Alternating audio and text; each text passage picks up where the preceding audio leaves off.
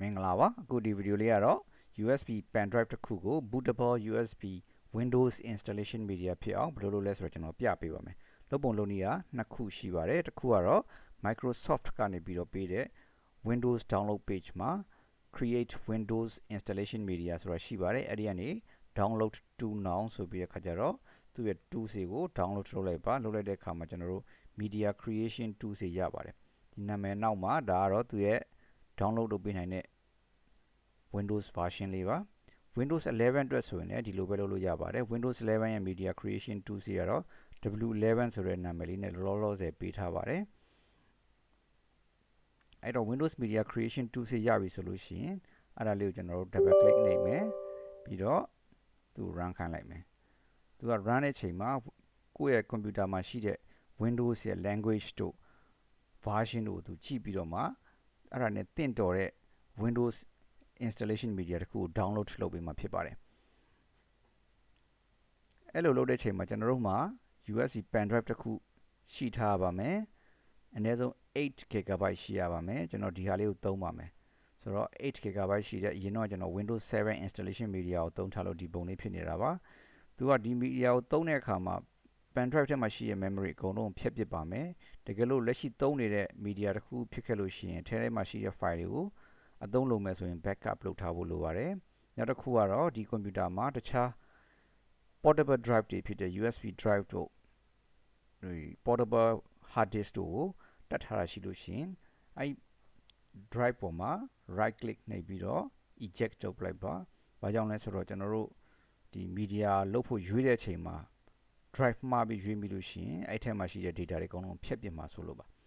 ခုနကကျွန်တော်ပြောသလိုပဲကိုသုံးမဲ့ drive ရဲ့ drive letter လေးကိုမမေ့အောင်မှတ်ထားပါဒီမှာကျွန်တော် L ကိုသုံးပါမယ်ဒီခုန media creation tools တွေကအခုကျွန်တော်တို့ license terms ကို accept လုပ်ခိုင်းပါတယ်လုပ်လိုက်ပါလုပ်ပြီးတော့သူကထပ်ပြီးတော့စစ်ပါတယ်အချိန်နည်းနည်းလေးပေးရပါတယ်သူကအခု what do you want to do ဆိုပြီးတော့မေးတယ် upgrade မဟုတ်ပါဘူးကျွန်တော်တို့က create installation media အဲ့ဒီကိုနှိပ်လိုက်မယ် next ဆိုတော့သူကကိုယ့်ရဲ့လက်ရှိ Windows ရဲ့ language တို့ version တို့ architecture တို့ကြည့်ပြီးတော့သူရွေးပေးပါတယ်တကယ်လို့ကိုကဒါတွေမဟုတ်ပြောင်းကျင်တယ်ဆိုရင်တော့ဒီမှာကျွန်တော်တို့ဒါလေးကို uncheck လုပ်လိုက်မယ်ဆိုတော့ကျွန်တော် Windows United States to English United States ကိုလိုချင်တယ်ဆိုရင်တို့ပြောင်းလိုက်လို့ရပါတယ်ဒီမှာ architecture ကိုလည်း32 bit 64 bit ပြောင်းလို့ရပါတယ် Windows 11မှာတော့64 bit ပဲရှိတဲ့အတွက်ကြောင့်မလို့ဒါတွေပြောင်းလို့ရမှာမဟုတ်ပါဘူး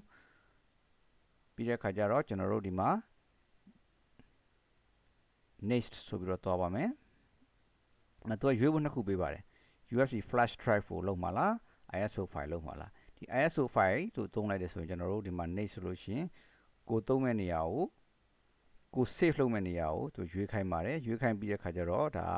ကျွန်တော်တို့နာမည်ကိုပေးချင်တဲ့နာမည်ပေးလို့ရပါတယ်။ဒါဆိုတော့ကျွန်တော် Windows 10လို့ကျွန်တော်ပေးလိုက်မယ်။ဒါ Windows 10 installation ISO file လေးနဲ့ကျွန်တော်တင်ထားမယ်။ဒါကိုနောင်ကြလို့ရှိရင်ကျွန်တော်တို့ပြန်သုံးလို့ရပါတယ်။ဒါနောက်တစ်ဆင့်မှာကျွန်တော်ပြပေးမယ် ISO file ဒီလိုမျိုးပါအဲ့လိုမှမဟုတ်ဘူးဆိုရင်တော့ကျွန်တော်တို့ USB flash drive ကို direct လုပ်မယ် direct လုပ်မယ်ဆိုကျွန်တော်ခုနကပြောသလိုပဲခုနကပြထားတဲ့ဒီ pen drive လေး flash drive လေးထဲမှာ Windows installation media ကိုထည့်မယ်ထည့်ဖို့အတွက်ကျွန်တော်ဒီကနေပြီးတော့ next ကိုသွားတယ်သူကပြတယ်ဒီ drive ကိုသုံးမှာလားတကယ်လို့မတွေ့ဘူးဆိုရင်ဒီမှာ refresh ဆိုပြီးလုပ်လိုက်ပါသူတစ်ခုမကရှိရင်တစ်ခုမကပြပါလိမ့်မယ်အဲ့ဒါကြောင့်အကုန်လုံးကိုကျွန်တော်ကကြိုပြီးတော့ဖြုတ်ထားပါတယ်ဒီ L ပဲရှိတယ်ဟုတ်သလား L ပဲမှန်တယ်ဆိုလို့ရှိရင်ကျွန်တော် next ကိုသွားပါမယ်သွားပြီဆိုလို့ရှိရင် getting the few things ready သူပြီးသွားလို့ရှိရင်ဒီမှာစပြီးတော့ download လုပ်ပါပြီလုပ်ပြီးတော့အားလုံးပြည့်စုံပြီဆိုလို့ရှိရင်ဒါကို format လုပ်ချလိုက်မယ်လုပ်ချလိုက်ပြီးရခါကျတော့ installation media ဖြစ်အောင်သူပြောင်းပေးမှာပါသူပြောင်းလို့အားလုံးလုပ်လို့ပြီးသွားပြီဆိုလို့ရှိရင်အဲ့ဒါ bootable Windows installation media တခုဖြစ်သွားပါပြီကျွန်တော်ဒီဟာကိုဆက်မလုပ်တော့ဘဲနဲ့ရပ်ပြီးတော့နောက်တစ်နည်းကိုကျွန်တော်ပြပါမယ်နောက်တစ်နည်းကတော့ကျွန်တော်ခုနကပြောသလိုပဲ ISO file လေးကိုကျွန်တော်တို့ download လုပ်ပြီးတော့တင်ထားလိုက်တယ်အဲ့လိုတင်ထားတဲ့ခါကျတော့အဲ့ဒီ file လေးကိုကျွန်တော်နောက်တစ်ချိန်မှာဘယ်အချိန်မဲ့လို့ကျွန်တော်ပြန်ပြီးတော့ install လုပ်ဖို့သုံးလို့ရပါတယ်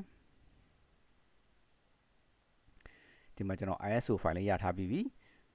အဲ့ဒီ ISO file ကိုခုနလို USB pen drive တစ်ခုကို bootable ဖြစ်အောင်လုပ်ဖို့အတွက် application တစ်ခုလိုပါတယ်အဲ့ဒါကျွန်တော်တို့ဒီ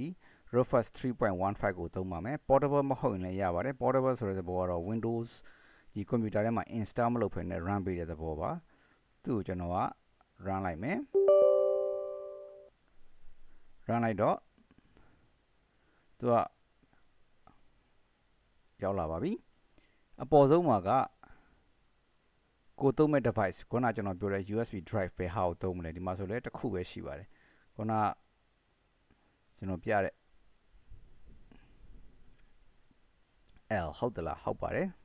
ကျွန်တော်ဒီ L ကိုသုံးပါပါအဲ့ဒါပြီးလို့ရှိရင် boot selection ဆိုတဲ့နေရာမှာကျွန်တော်တို့ကကိုထည့်ခြင်းတဲ့ ISO file ကိုရွေးပေးရမှာပါဒီမှာကျွန်တော် select လုပ်မယ်အဲ့တော့ကျွန်တော်သိမ်းထားတဲ့နေရာကျွန်တော်သိတယ်သိမ်းထားတဲ့ကိုယ့်ရဲ့နေရာကိုရှာပြီးတဲ့ခါကျတော့ဒီမှာကျွန်တော်သုံးကျင်တဲ့ Windows installation ISO file ဒီ file ဖြစ်ပါတယ်အဲ့ဒါလေးကိုနှိပ်လိုက်မယ်အဲ့ဒီ file number လေးဒီမှာဝင်သွားပြီပြီးရင်ဒီမှာ image option မှာ image standard ကိုပဲသုံးပါတယ်ဒီနေရာမှာ partition scheme မှာ MBR နဲ့ GPT ဆိုပြီးရှိပါတယ်ဒါလေးကိုနည်းနည်းသတိထားပါဘာကြောင့်လဲဆိုတော့ကိုယ့်ရဲ့ computer ပေါ်မူတည်ပြီးတော့ဒါကိုရွေးပေးရပါလိမ့်မယ် UEFI boot ကိုသုံးရင် GPT ဖြစ်ပြီးတော့ legacy အတွက်က MBR ဖြစ်ပါတယ်ဒါဖြင့်ကျွန်တော်တို့ဘယ်လိုသိမလဲအဲ့ဒါအတွက်ကိုကျွန်တော်တို့ဒီ computer ရဲ့ဒီဘက် search နေရာလေးမှာ MS info ဆိုပြီးတော့ရိုက်ထည့်လိုက်ပါရိုက်ထည့်လိုက်လို့ရှိရင်သူက computer ရဲ့ system information ပြပါတယ်အဲ့မှာ BIOS ရဲ့ mode မှာ legacy ဆိုလို့ရှိရင်ကျွန်တော်တို့ခုနက Rufus မှာ MBR လို့ပြောင်းပေးရပါမယ်အဲ့လိုမဟုတ်ဘဲနဲ့ GPT ကျွန်တော်တို့ထားလိုက်မယ်ဆိုလို့ရှိရင် boot လုပ်တဲ့ခါကျရင် boot မလုပ်တော့ပါဘူးဒီလိုပဲ UEFI computer မှာ MBR နဲ့ကျွန်တော်တို့လုပ်ထားတဲ့ MBR လုပ်ထားတဲ့ဒီ bootable USB drive ကိုထိုးပြီးတော့ boot လုပ်ရင်လည်းအလုံးမလုပ်ပါဘူးအဲ့ဒါကြောင့်မလို့တချို့ computer တွေကလုပ်ပါတယ်တချို့ computer တွေမလုပ်ပါဘူးအဲ့တော့သေချာအောင်လို့ကိုယ့် computer နဲ့အဆင်ပြေတဲ့ partition scheme ကိုရွေးပေးဖို့အရေးကြီးပါတယ်အဲ့ဒါပြီးလို့ရှိရင်ဒီအောက်မှာကတော့ volume label ဆိုတာကတော့ခုနကတော့ကျွန်တော်တို့သုံးတဲ့ USB pen drive လေးကဒီ portable pen drive ဖြစ်အောင်ကျွန်တော်တို့လုပ်ပြီးသွားတဲ့အခါမှာဘယ်လိုနာမည်ပေးမလဲဘယ်လိုဆိုတော့ USB drive လို့ပေးထားတယ်အဲ့ဒါကိုသူကဘယ်လိုပေးမလဲဆိုတော့သူက ESDIS ဆိုလို့ပေးမယ်တဲ့သူပေးတဲ့အတိုင်းပဲထားရင်လည်းရပါတယ်ကိုယ့်သာနာမည်အသစ်ပေးခြင်းလည်းရပါတယ်ကျွန်တော်ကတော့ Windows 10 အတွက်မလို့ဒီလိုနာမည်ပေးလိုက်ပဲပေးပြီးတော့ start နှိပ်လိုက်ပါမယ်ဒါဆိုလို့ရှိရင်သူကပထမဆုံး pen drive ကို partition ဒီမှာသူက partition scheme ကိုပေးထားတဲ့အတွက် partition အရင်လုပ်တယ်လုပ်ဖို့အတွက်သူက warning ပေးတယ်ဒီထဲမှာရှိတဲ့အကုန်ဖြတ်ပြစ်မယ် okay ပေါ့ဒါဆိုလို့ရှိရင် partition ပြန်လုပ်တဲ့အတွက်ပျောက်သွားတယ်ပျောက်သွားပြီးတော့ဒီမှာ partition လုပ်နေတယ် partition ကို delete လုပ်တယ်လုပ်ပြီးသွားရင် partition အသစ်ပြန်ရေးတယ် partition အသစ်ပြန်ရေးဒီမှာဒီ MBR လို့သူလုပ်တယ်လုပ်ပြီးမှ format လုပ်လိုက်တယ် format လုပ်ပြီးတော့ဒီနာမည်သူကပေးမယ်အဲ့လိုပေးလိုက်ပြီးဆိုတဲ့ခါကျတော့မှကျွန်တော်တို့ပြန်ပြီးကြည့်လိုက်မယ်ဆိုလို့ရှိရင်ဒီ pen drive လေးကဒီမှာပြန်ပြီးတော့ပေါ်လာမယ်ဒီမှာရောက်လာပါပြီရောက်လာပြီဆိုလို့ရှိရင်သူကတော့ ISO file တွေက file တွေကိုဒီထဲကို installation media တွေထဲကိုကူးထည့်ပါတယ်ဖြည်းဖြည်းချင်းကူးထည့်ပါတယ်အချိန်နဲ့ပေးရပါတယ်ဒါသူ့ရဲ့ pen drive ရဲ့အမျိုးအစား write speed ဘယ်လောက်ရှိလဲပုံမူတည်ပြီးတဲ့ခါကျတော့ file ကူးတာအချိန်ကွာပါတယ်အားလုံးပြီးသွားတဲ့ခါမှာတော့ဒီနေရာမှာ ready ဆိုပြီးတော့ပြပါလိမ့်မယ်အဲ့ဒါဆိုလို့ရှိရင်တော့ဒီ pen drive လေးက bootable USB Windows installation media လေးဖြစ်သွားမှာပါကျွန်တော်တို့အချိန်လေးခဏစောင့်အောင်တိုးတက်မှုရှိလာပါပြီကဲဒါဆိုလို့ရှိရင်ဒီမှာ Windows installation media USB drive ထုတ်တာပြီးသွားပါပြီ ready လို့ပြပါတယ်ဒါဆိုရင်ကျွန်တော် close လုပ်ပါမယ်ကဲဒီက file လေးကဘယ်လိုနေလဲကျွန်တော်တို့ကြည့်ကြည့်ရအောင်ဆိုတော့ဒီမှာ installation media ရေးလို့ပြီးသွားတဲ့အတွက် USB drive လေးကလည်းတဝက်ကျော်လောက်ရှိသွားပါပြီကျွန်တော်ဖြုတ်ပြီးတော့ပြန်တက်ကြည့်လို့ရှိရင်သူ့ရဲ့ installation media ရဲ့ icon လေးပဲကျွန်တော်တို့မြင်ရမှာဖြစ်ပါတယ်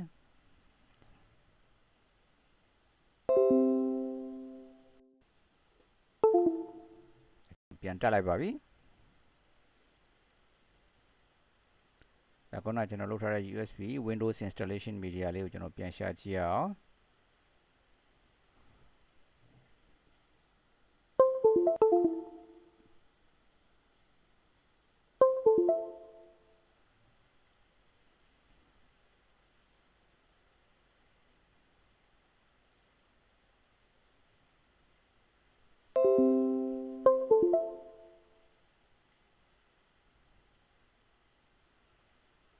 ဒါဆိုရင်ခုနကျွန်တော်လုပ်ထားတဲ့ USB Windows installation media Windows 10 installation media ဒီမှာရောက်လာပါပြီဒါသူ့ရဲ့ setup file ပါဒါကိုကျွန်တော် double click နှိပ်ပြီးတော့ upgrade လုပ်လို့ရပါပြီဒါဆိုလို့ရှိရင် Windows installation media တစ်ခုကို USB pen drive မှာဘယ်လိုလုပ်တယ်ဆိုတာလေးနည်းလမ်းနှစ်ခုလုံးသဘောပေါက်ကြမယ်လို့မျှော်လင့်ပါတယ်အားလုံးကျေးဇူးတင်ပါတယ်